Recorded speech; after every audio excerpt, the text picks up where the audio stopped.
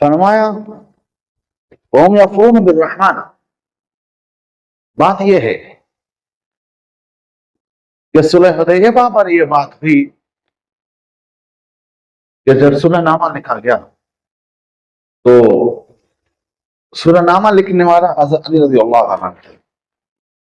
حضرت علی رضی اللہ تعالیٰ عنہ خوب نویس بھی تھے اور زود نویس بھی تھے، ان کی رائٹنگ بہت اچھی تھی، بہت عمدہ لکھتے تھے اور تیز تیز لکھتے تھے۔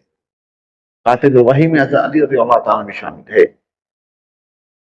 تو جب علیہ السلام نے فرمایا تو ہم نے کہا بسم اللہ الرحمن الرحیم، تو سہیل بن عمر جو بعد میں مسلمان بھی ہوئے، جو کفار کے الچی تھے، انہوں نے کہا کہ یہ جو بسم اللہ الرحمن الرحیم تم نے لکھا ہے تمہاری طرف سے ہے، ہم تو اللہ بسم کا کو مانتے ہیں، یہ اللہ تمہارے نام سے شروع کرتے ہیں، وہ لکھو۔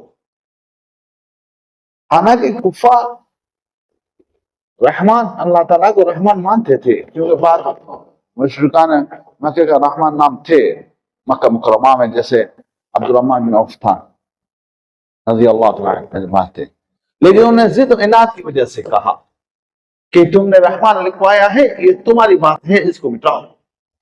پھر اللہ تعالیٰ نے اس کو مٹایا۔ اب یہاں بات تو حضرت علی رضی اللہ تعالیٰ نے کہا کہ مٹاؤ۔ جب آپ السلام نے لکھا نا محمد رسول اللہ کو، تو حضرت علی انہوں نے کہا محمد ہم تو رسول مانتے نہیں ہیں، آپ نے رسول لکھ دیا، اس کو مٹاؤ۔ تو آپ علیہ السلام نے حضرت علی کو فرمایا اس کو مٹاؤ۔ حضرت علی نے رضی اللہ تعالیٰ نے مٹانے سے انکار کیا، ادباً۔ تو پھر آپ علیہ السلام نے اپنے ہاتھوں سے لیا اور آپ نے ساتھ میں خود اس کو مٹایا۔